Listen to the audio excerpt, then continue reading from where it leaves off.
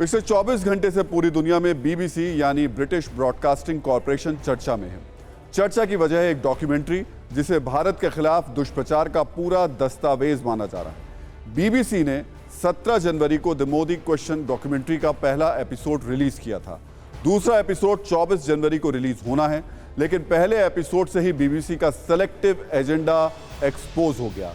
इसमें गुजरात में 2002 में हुए दंगों में प्रधानमंत्री मोदी की भूमिका को लेकर सवाल उठाए गए। आपके लिए जानना जरूरी है कि गुजरात दंगों की जांच के लिए सुप्रीम कोर्ट के निर्देश पर गठित कमेटी से पीएम मोदी को क्लीन चिट मिल चुकी है, यानी भारत की न्याय व्यवस्था इस मामले में अपना फैसला सुना चुकी है। लेकिन इसके बावजूद इस इच्छाधारी मीडिया हाउस ने पूरे तन मन धन से 2 दशक पुराने मीडिया अभियान और पुरानी खारिज हो चुकी गवाहियों को समेटकर डॉक्यूमेंट्री सीरीज बनाई। इस धारावाहिक एजेंडे का हर एपिसोड एक वैचारिक गोली की तरह है जो भारत के प्रधानमंत्री की ओर चलाई गई है। इसकी टाइमिंग भी ऐसी ही है जिसमें भारत और ब्रिटेन के राजनयिक संबंधों पर प्रभाव डालने की कोशिश भी दिखती है। हालांकि भारत ने इसे सिरे से खारिज कर दिया है और इसे औपनिवेशिक मानसिकता का प्रतीक भी बताया। अगर आप वर्षों से बीबीसी पर आंख बंद करके भरोसा कर रहे हैं तो आज आंखें खोलकर बीबीसी के खास माइंडसेट वाले सेलेक्टिव एजेंडे को आपको जरूर समझना चाहिए। इसके बाद आप किसी भी इच्छाधारी विदेशी मीडिया हाउस की खबर को भ्रम वाक्य समझने की भूल बिल्कुल भी नहीं करेंगे। तो आपको बताते हैं कि बीबीसी की इस डॉक्यूमेंट्री में नैरेटिव और प्रेजेंटेशन को लेकर क्या सवाल उठ रहे हैं।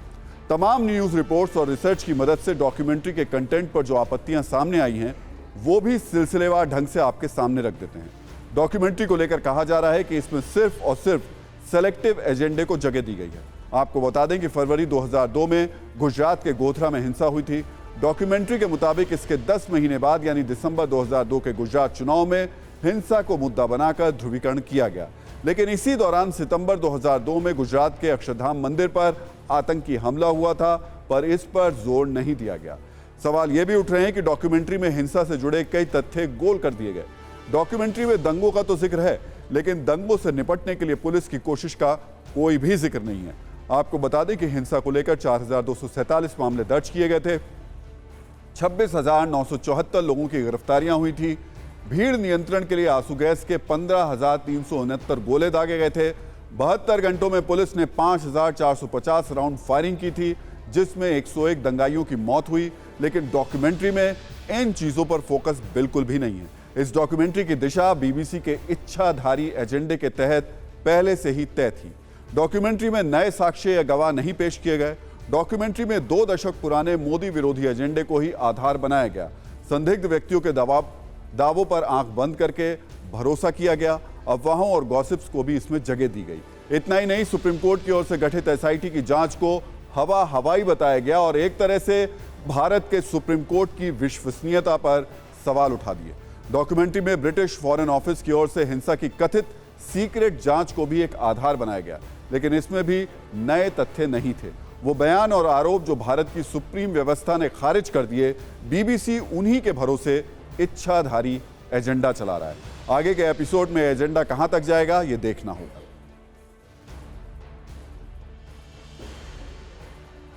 ये जो पूरा का पूरा है, इसको अगर आप देखिए तो ये जो पश्चिम में एक विशेषकर, जैसे मैं ब्रिटेन की बात करता हूं कि वहां का जो एक इंटेलिजेंसिया क्लास है सो कॉल्ड और बीबीसी है, इनको ये बात भारत की प्रगति पच नहीं पा रही है। हम ब्रिटेन को पीछे छोड़ते हुए उस दुनिया में 5वें नंबर की इकोनॉमी हो गए हैं। ये बात मुझे लगता है कि उनको पच नहीं पा रही है। तो गुजरात दंगों पर आई बीबीसी की डॉक्यूमेंट्री की गूंज ब्रिटिश संसद में भी देखने को मिली, जब पाकिस्तान मूल के सांसद इमरान हुसैन ने संसद में इसका मुद्दा उठाया, जिसके बाद ब्रिटेन के प्रधानमंत्री ऋषि सुनक ने उसका करारा जवाब भी दिया। इतना ही नहीं, यूके के सांसद लॉर्ड रामी रेंजर ने बीबीसी की डॉक्यूमेंट्री को लेकर 18 जनवरी को ट्वीट किया। उन्होंने बीबीसी में कहा कि आपने भारत के 100 करोड़ से ज्यादा अधिक लोगों की भावनाओं को ठेस पहुंचाई है। एक लोकतांत्रिक रूप से चुने हुए प्रधानमंत्री भारतीय पुलिस और भारतीय न्यायपालिका की भावनाओं को ठेस पहुंचाई है। हम गुजरात दंगों की निंदा करते हैं, लेकिन आपकी पक्षपातपूर्ण रिपोर्टिंग की भी आलोचना करते हैं। दरअसल बीबीसी की डॉक्यूमेंट्री 2 तरह से खतरनाक है। एक सीधे सीधे भारत के सुप्रीम कोर्ट की विश्वसनीयता पर सवाल उठा रहे हैं और दूसरा भारत ब्रिटेन के संबंधों को यह प्रभावित कर रही है। बीबीसी एक ऐसा नाम है जो हिंदुस्तान में सालों साल से विश्वास का बड़ा मीडियम रहा। इसकी पहुंच गांव-गांव तक रही है, लेकिन बीबीसी साम्राज्यवादी सोच से कभी बाहर निकल ही नहीं पाया। जब भी मौका मिलता है, जब भी कोई घटना होती है, बीबीसी उसमें अपना एजेंडा ढूंढ लेता है। आपको बता दें, साल 2011 में बीबीसी ने एक डॉक्यूमेंट्री दिखाई थी जिसके जरिए भारत में बाल मजदूरी का दावा किया गया था। बाद में डॉक्यूमेंट्री को लेकर बीबीसी को माफी मांगनी पड़ी थी। बीबीसी ने माना था कि खबर और वीडियो झूठे थे। साल 2020 में कोरोना महामारी के दौरान बीबीसी ने दुष्प्रचार किया। बीबीसी ने भारत का अधूरा नक्शा दिखाया। नक्शे में कश्मीर भारत का हिस्सा नहीं दिखाया। नक्शे में लद्दाख को भी भारत का हिस्सा नहीं दिखाया। विरोध के बाद बीबीसी ने नक्शे की जगह भारत का ध्वज लगा दिया था।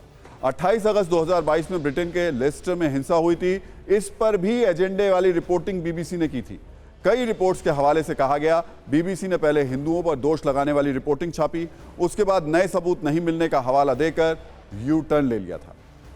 ब्रिटेन से दुनिया के तमाम बड़े मुल्क आजाद हो गए, लेकिन बीबीसी कभी साम्राज्यवादी सोच से आजाद नहीं हो पाया। आज आपको बताते हैं कि बीबीसी कितना पुराना है और कैसे इसका इतिहास विवादों से भरा हुआ है। बीबीसी की स्थापना 18 अक्टूबर 1922 को लंदन में हुई थी। 1932 में बीबीसी एम्पायर सर्विस की शुरुआत हुई। इसका मकसद दुनिया में ब्रिटिश उपनिवेशों तक अपने मैसेज को पहुंचाना था, यानी एजेंडा पहुंचाना था। साल 1965 में बीबीसी एम्पायर सर्विस का नाम बदला, नया नाम बीबीसी वर्ल्ड सर्विस कर दिया गया। बीबीसी आज भी ब्रिटेन की सॉफ्ट पावर का हिस्सा बना हुआ है। सोचिए, जिसके नाम से ही एम्पायर हो, उसकी सोच कैसी होगी, उसका एजेंडा कैसा होगा। आज आपको बताते हैं कि भारत के खिलाफ प्रचार करने वाले बीबीसी की ये फंडिंग कहां से होती है और कैसे ब्रिटेन के नागरिकों से पैसे लेकर बीबीसी अपना एजेंडा चलाता है। बीबीसी के लिए ब्रिटेन के हर नागरिक को फीस चुकानी होती है। ध्यान से सुनिएगा, फिलहाल ये फीस 159 पाउंड है। भारतीय करेंसी के हिसाब से ये करीब 1,15,900 रुपये बैठता है। बीबीसी ने इस फीस से साल 2021-22 में 38,000 करोड़ रुपए जुटाए थे। सोचिए, 38,000 करोड़ रुपए। इस दौरान रूस यूक्रेन युद्ध की वजह से ब्रिटेन में महंगाई थी। कोरोना की वजह से भी ब्रिटेन महंगाई से जूझ रहा था। तो सिर्फ बीबीसी ही नहीं, बल्कि पूरा पश्चिमी मीडिया एंटी इंडिया एजेंडे से लगा रहता है, उसमें जुटा रहता है। कई घटनाओं में पश्चिमी मीडिया इसको लेकर एक्सपोज भी हुआ। भारत विरोधी नीयत और नीति उसमें देखने को मिली। कुछ कहानियों के जरिए आपको वेस्टर्न मीडिया की सेलेक्टिव सोच को भी बता देते हैं। 1 जुलाई 2021 को अमेरिका के अखबार न्यूयॉर्क टाइम्स ने एक वैकेंसी निकाली थी जिसमें शर्त थी कि जो भी न्यूयॉर्क टाइम्स के जर्नलिस्ट बनना चाहते हैं उन्हें मोदी विरोधी होना चाहिए, हिंदू विरोधी होना चाहिए। आवेदन में लिखा था कि अभ्यर्थी ऐसे हों जो भारत सरकार के विरुद्ध लिख सकें। सोचिए, दुनिया का एक प्रतिष्ठित अखबार जिस पर लोग भरोसा करते हैं वो खास मानसिकता से ग्रसित है। तो सवाल है, यहां निष्पक्षता कहां है और कैसे लोग इस पर भरोसा करेंगे। कोरोना के दौरान रिपोर्टिंग को लेकर भी न्यूयॉर्क टाइम्स एक्सपोज हुआ था, जब साल 2021 के अप्रैल मई में भारत में जलती चिताओं को अपने पहले पन्ने पर छापा था। जबकि उस वक्त अमेरिका में 1 लाख से ज्यादा लोग मर रहे थे, अपने पेपर में उसने इसकी एक जरा सी छोटी सी जगह भी नहीं दी। अमेरिका में मरने वालों का आंकड़ा 5 लाख पहुंचा, तब भी इसको अपने अखबार के पन्नों पर इसको जगह देने की जरूरत महसूस नहीं हुई। सितंबर 2014 में जब भारत ने कम लागत में मिशन मंगल लॉन्च किया था, तब पहले प्रयास में यह मिशन कामयाब रहा था। भारत अपनी कक्षा में यान पहुंचाने वाला देश बन गया था। तब उस दौरान भारत की बैलगाड़ी वाली तस्वीर इसने छापी और यह दिखाया था कि भारत इस एलीट क्लब में शामिल होना चाहता है। हालांकि बाद में न्यूयॉर्क टाइम्स ने इस पर माफी भी मांगी थी। कुल मिलाकर सत्ता की जो कुंजी हमने आपको दिखाई, उसका सार यही है कि पश्चिमी देशों के इच्छाधारी मीडिया से सावधान रहिए। उनकी बातों पर आंख बंद करके विश्वास मत कीजिए। हमेशा उसकी खबरों को इस नजर से भी देखिए कि इसके पीछे कोई निहित एजेंडा हो सकता है। और सत्ता में अब भारतीय लोकतंत्र के उस नए नवेले आधुनिक और खूबसूरत मंदिर की तस्वीर, जहां बहुमत साबित करने के बाद ही कोई सरकार देश की व्यवस्थाओं को चलाने की असली हकदार बनती है। भारत का नया संसद भवन करीब करीब बनकर तैयार हो चुका है। न्यू पार्लियामेंट के अंदर की झलक हर कोई देखना चाहता था, जिसका इंतजार अब खत्म हो गया है। नई संसद के अंदर की पहली तस्वीर सामने आ गई है। तस्वीर में संसद के दोनों सदनों, लोकसभा और राज्यसभा का लेटेस्ट लुक आप देख सकते हैं। जल्द ही नए संसद भवन का उद्घाटन किया जा सकता है। संभावना यह भी है कि इस बार का बजट सत्र नए संसद भवन में पेश हो। हालांकि सरकार या लोकसभा सचिवालय की ओर से इस पर अभी तक कुछ कहा नहीं गया। नए संसद भवन में लोकसभा का सदन हरे रंग की थीम पर है और फ्लोर प्लान राष्ट्रीय पक्षी मोर की थीम पर है। लोकसभा में एक बार में 888 सीटों की क्षमता है। नए लोकसभा की तस्वीर बहुत हद तक संयुक्त राष्ट्र के सदन से मिलती है, जबकि राज्यसभा में लाल रंग की थीम का इस्तेमाल हुआ है। राज्यसभा हॉल में 384 सीट तक की क्षमता है। संयुक्त सत्र के मौके पर लोकसभा हॉल में 1272 सीटों का इंतजाम किया जा सकता है। नई संसद का लोकसभा हॉल मौजूदा लोकसभा से 3 गुना बड़ा है। संसद का बजट सत्र 31 जनवरी से शुरू होगा, जो 2 चरण में चलेगा। पहला चरण 31 जनवरी से 13 फरवरी तक होगा और दूसरा चरण 13 मार्च से शुरू होगा और 6 अप्रैल तक ये चलेगा। सूत्रों से मिली जानकारी के मुताबिक नई संसद में अभी कुछ काम बाकी है, जिसे जल्दी खत्म करने की कोशिश हो रही है। हालांकि ये भी उम्मीद जताई जा रही है कि बजट सत्र के दूसरे हिस्से में नई संसद में बैठकें शुरू हो सकती हैं। लोकसभा सचिवालय ने नई संसद बिल्डिंग के लिए सांसदों के लिए नए स्मार्ट आईडी कार्ड भी तैयार करने शुरू कर दिए। तो संसद की नई चमचमाती और आधुनिक इमारत तो तैयार है, लेकिन सवाल यह है कि इसमें कामकाज कितना होगा। क्या पुरानी हंगामे वाली परंपरा को छोड़कर हमारे सांसद काम पर फोकस करेंगे, या फिर अब तक जिस तरह से संसद का समय बर्बाद होता आया उसी तर्ज पर आगे भी काम होगा? क्या संसद में प्रोफेशनलिज्म बढ़ेगा? सोचिए कि अगर कोई कर्मचारी किसी प्राइवेट कंपनी में समय बर्बाद करता है, समय पर काम नहीं करता है, काम छोड़कर चला जाता है और जिम्मेदारियों को धीरे धीरे आगे खिसकाता जाता है, तो उसकी सैलरी कट जाती है, प्रमोशन और सुविधाएं रुक जाती हैं। लेकिन नेताओं के साथ ऐसा कुछ भी नहीं होता। उनके बीच दोषारोपण और जिम्मेदारियों की टोपी ट्रांसफर चलती रहती है।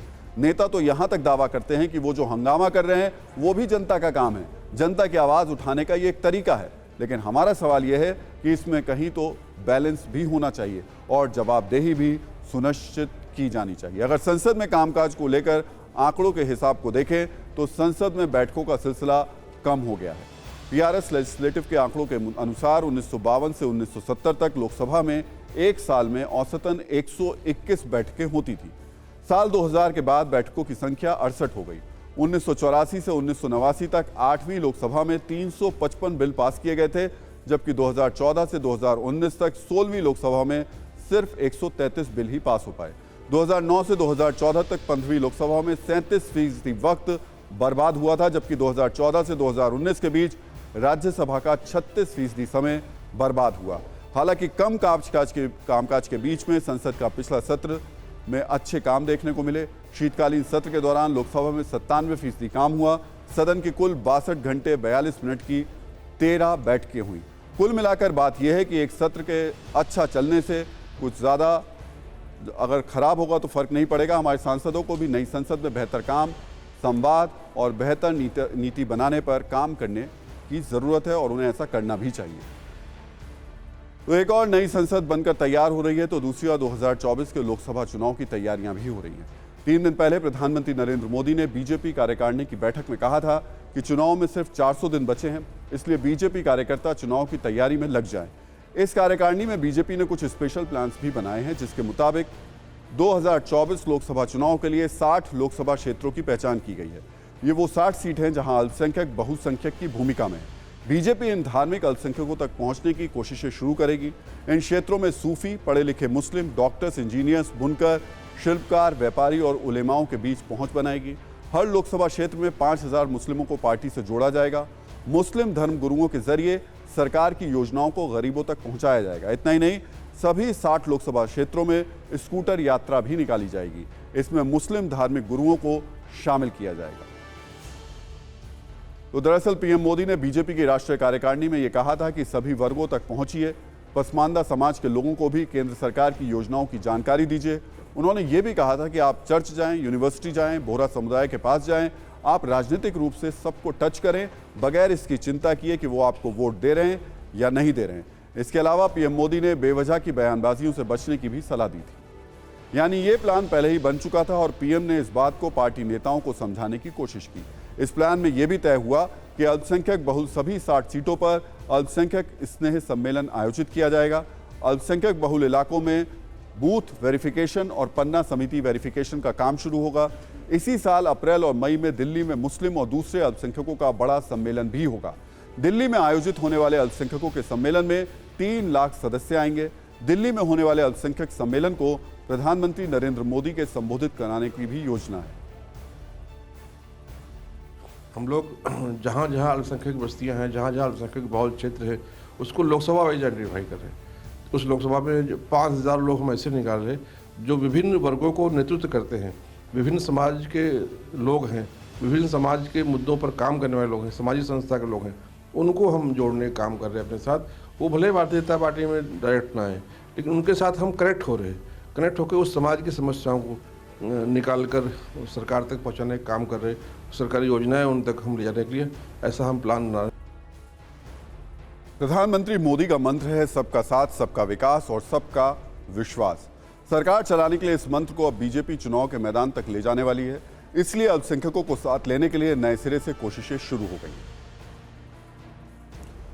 और अब सत्ता में बात एक ऐसी खबर की जिस पर बॉलीवुड की नाराजगी देखने को मिल सकती है।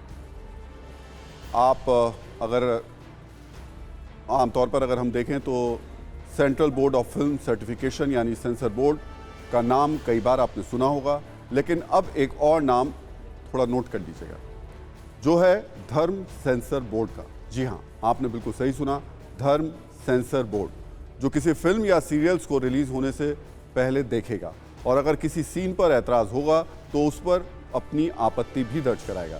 लगातार फिल्मों में धार्मिक भावनाओं को आहत करने के आरोप के बाद ज्योतिष पीठ के शंकराचार्य स्वामी अभिमुक्तेश्वरानंद सरस्वती ने एक धर्म सेंसर बोर्ड का गठन किया है। उन्होंने खुद से गठन कर लिया है, जिसके बाद सोशल मीडिया पर यह सवाल उठाए जा रहे हैं कि क्या अब फिल्मों का सर्टिफिकेशन धार्मिक आधार पर होगा? क्या फिल्मों या फिर किसी दूसरे मीडिया प्लेटफॉर्म के कंटेंट पर धर्म सेंसर बोर्ड की पहरेदारी जायज़ है? जब पहले से एक सरकारी संस्था सेंसर बोर्ड मौजूद है तो क्या धर्म सेंसर बोर्ड वालों को सरकार पर भरोसा नहीं है? लोग ये भी सवाल पूछ रहे हैं कि सेंसर बोर्ड के रहते आखिर धर्म सेंसर बोर्ड की जरूरत क्यों है और ये बोर्ड किससे मान्यता प्राप्त है? तो सबसे पहले आपके लिए ये जानना और समझना जरूरी है कि धर्म सेंसर बोर्ड का एजेंडा क्या है, आखिर ये काम कैसे करेगा। जिस तरह किसी फिल्म की रिलीज से पहले उसकी स्क्रीनिंग में कास्ट, प्रोड्यूसर, डायरेक्टर्स के साथ कुछ स्पेशल मेहमान मौजूद रहते हैं, उसी तरह अब उसमें कुछ धर्म सेंसर बोर्ड के सदस्य भी शामिल होंगे। धर्म सेंसर बोर्ड के सदस्य बहुत ध्यान से उस फिल्म को देखेंगे, धर्म से जुड़े किसी आपत्तिजनक कंटेंट पर नजर रखेंगे और उन्हें लगेगा कि इससे लोगों की धार्मिक भावनाएं आहत हो सकती हैं तो उस कंटेंट को हटाने की मांग करेंगे। इसके लिए निर्माता निर्देशकों को गाइडलाइंस भी भेजी जाएंगी। अब इस खबर को लेकर सवाल ये उठ रहा है कि आखिर धार्मिक आधार पर फिल्मों की स्क्रीनिंग करने का औचित्य क्या है। धर्म सेंसर बोर्ड के अंदर शंकराचार्य स्वामी अभिमुक्तेश्वरानंद सरस्वती के अलावा 9 सदस्य शामिल हैं। इस बोर्ड को धर्म अभिवेचन सेवालय का नाम दिया गया है और बाकायदा इस बोर्ड ने अपना झोंको, टोको, रोको वाला प्लान भी बताया है। इसमें झोंकने का मतलब है पहले अपनी बात को निर्माता निर्देशक तक पहुंचाया जाएगा, अगर इससे बात नहीं बनती है तो उन्हें टोका जाएगा और इसके बाद भी कुछ नहीं हुआ तो उन्हें किसी भी तरीके से फिल्म रिलीज करने से रोका जाएगा। यानी अब बॉलीवुड पर धर्म सेंसर बोर्ड का पहरा लगने वाला है। इस बोर्ड की गाइडलाइंस में क्या कुछ कहा गया है उसे भी गौर से सुनिए।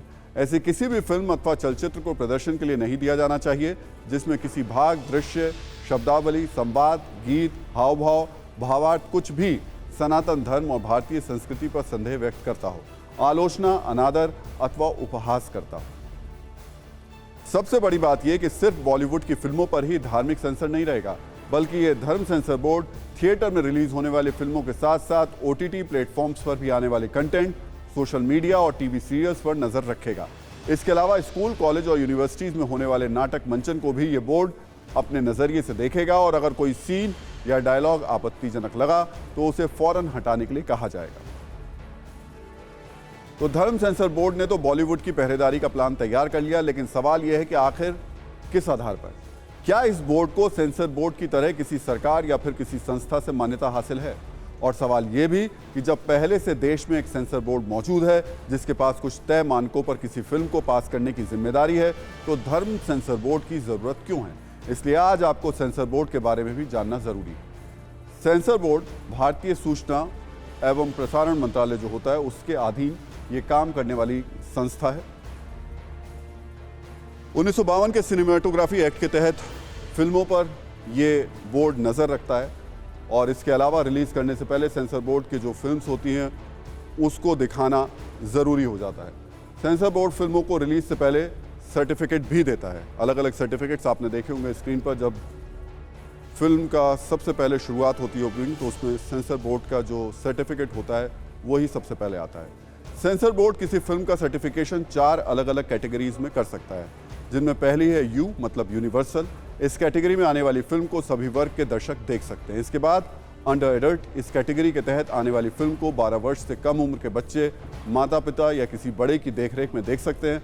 फिर ए यानी एडल्ट कैटेगरी की फिल्में जो सिर्फ वयस्कों के लिए होती हैं। इसके बाद एस यानी स्पेशल कैटेगरी भी होती है। ऐसी फिल्में किसी खास वर्ग के लोगों के लिए होती हैं, डॉक्टर या साइंटिस्ट। लेकिन अगर आपने यहाँ गौर किया होगा तो पता चलेगा कि सेंसर बोर्ड धर्म के आधार पर किसी भी फिल्म को सर्टिफिकेट नहीं देता। लेकिन अब इस देश में धर्म के नाम पर भी फिल्मों को सेंसर करने की बात शुरू हो गई है। अब अगर यही हाल रहा तो आने वाले वक्त में हर गली और नुक्कड़ पर सेंसर बोर्ड के नाम पर छोटी छोटी कई गुमटियां खुल जाएंगी। आज धर्म के नाम पर सेंसर बोर्ड शुरू किया गया, कल हो सकता है जातियों और गोत्र के नाम पर भी फिल्मों में सेंसरशिप की मांग शुरू हो जाए। सीनियर वकील सौरभ कृपाल को दिल्ली हाईकोर्ट में जज नियुक्त करने के मामले में विवाद थमने का नाम नहीं ले रहा है। केंद्र सरकार की आपत्तियों के बाद भी सुप्रीम कोर्ट के कॉलेजियम ने एक बार फिर से सौरभ कृपाल को दिल्ली हाईकोर्ट का जज नियुक्त करने की सिफारिश की है। पूर्व चीफ जस्टिस एन.वी. रमन्ना की अध्यक्षता वाली कॉलेजियम ने नवंबर में उनके नाम की सिफारिश की थी, लेकिन सरकार ने इस सिफारिश को यह कहते हुए वापस कर दिया कि सौरभ कृपाल का समलैंगिक पार्टनर विदेशी है और खुफिया एजेंसी रॉ ने समलैंगिक वकील के विदेशी पार्टनर को लेकर शक जाहिर किया है और इसे राष्ट्रीय सुरक्षा से जोड़ा है। लेकिन मौजूदा चीफ जस्टिस डी.वाई. चंद्रचूड़ की अध्यक्षता वाले कॉलेजियम ने एक बार फिर से सौरभ कृपाल का नाम सरकार के पास भेज दिया है, जिसमें कहा गया है कि रॉ ने जो कुछ भी बताया उससे ये बिल्कुल नहीं लगता कि सौरभ कृपाल के आचरण से राष्ट्रीय सुरक्षा पर कोई असर पड़ता है। सुप्रीम कोर्ट की नई सिफारिश के बाद संभव है कि सरकार सौरभ कृपाल को दिल्ली हाईकोर्ट का जज नियुक्त कर दे। सौरभ कृपाल वरिष्ठ वकील हैं जिन्होंने समलैंगिकों के हक के लिए काफी काम किया है। सौरभ कृपाल के समलैंगिक पार्टनर का नाम निकोलस जर्मेन वॉकमैन है और वो स्विस दूतावास में काम करते हैं। यहां आपको कॉलेजियम की इस ताकत को समझना चाहिए जिससे वो सरकार को मना करने के बाद भी एक ही नाम को दोबारा भेज सकते हैं। आखिर कॉलेजियम है क्या, जिसे लेकर के सरकार और सुप्रीम कोर्ट लंबे वक्त से आमने सामने है। जजों की नियुक्ति के लिए कॉलेजियम सिस्टम को साल 1993 में लागू किया गया था। कॉलेजियम में मुख्य न्यायाधीश के अलावा 5 और जज सदस्य होते हैं। जजों की नियुक्ति और ट्रांसफर का अधिकार कॉलेजियम के पास होता है। अपॉइंटमेंट की प्रक्रिया में कॉलेजियम कानून मंत्रालय को नए जजों के नाम की सिफारिश करता है। कॉलेजियम से भेजे गए नामों की कानून मंत्रालय जांच करता है। इसमें अगर कोई आपत्ति नहीं होती तो इन नामों की सिफारिश राष्ट्रपति को भेज दी जाती है। हालांकि कॉलेजियम की ओर से भेजे गए नामों पर कानून मंत्रालय को कोई आपत्ति होती है तो जांच के बाद फिर से नाम कॉलेजियम के पास भेजे जाते हैं। कानून मंत्रालय भी अपनी तरफ से कुछ नाम भेज सकता है। आपसी चर्चा के बाद कॉलेजियम वापस नामों को कानून मंत्रालय को भेजता है, लेकिन कॉलेजियम केंद्र के सुझाव मानने के लिए बाध्य नहीं होता है। भारत में जजों की नियुक्ति पर छिड़े घमासान के बीच आज आपको यह भी जानने की जरूरत है कि दूसरे देशों में सुप्रीम कोर्ट में जजों की नियुक्ति की क्या प्रक्रिया है और ये कितनी पारदर्शी है। ये सत्ता की कुंजी का एक्स्ट्रा चैप्टर है। अमेरिका में सत्ताधारी सीनेटर चीफ जस्टिस के पद के लिए नामों की सिफारिश करते हैं। उनकी सिफारिश पर राष्ट्रपति अपनी मोहर लगाते हैं। अमेरिका में वरिष्ठता के आधार पर चीफ जस्टिस की नियुक्ति की जाती है और सुप्रीम कोर्ट में नियुक्त जज आजीवन जज रहते हैं और ये जज निधन, इस्तीफा या फिर महाभियोग की स्थिति में ही अपने पद से हटते हैं। इसी तरह ब्रिटेन में जजों की नियुक्ति के लिए बाकायदा एक कमीशन है। ये कमीशन वरिष्ठ नेताओं और जजों से चीफ जस्टिस की नियुक्ति पर सलाह लेता है। इसके बाद चुने हुए नाम लॉर्ड चांसलर को भेजे जाते हैं। फिर तय नाम पर पीएम ऑफिस की ओर से मोहर लगाई जाती है। लेकिन भारत में सुप्रीम कोर्ट और हाई कोर्ट के जजों की नियुक्ति कॉलेजियम ही करता है, जिसमें मुख्य न्यायाधीश के साथ जो बाकी के 5 सदस्य होते हैं वो भी जज ही होते हैं। और अब देश की सभी बड़ी खबरों के लिए देखते हैं टॉप 9।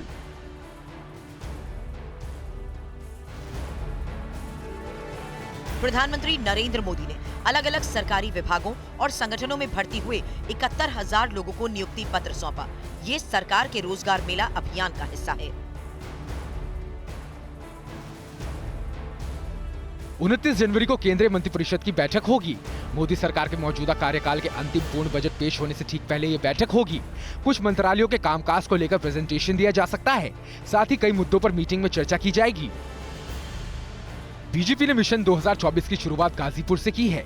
बीजेपी अध्यक्ष जेपी नड्डा ने रैली को संबोधित करते हुए कहा कि मेरा ये सौभाग्य है कि मुझे उस धरती पर आने का मौका मिला है जिसमें परमवीर चक्र विजेता अब्दुल हामिद जी का संबंध है। सीएम योगी भी इस रैली में शामिल हुए।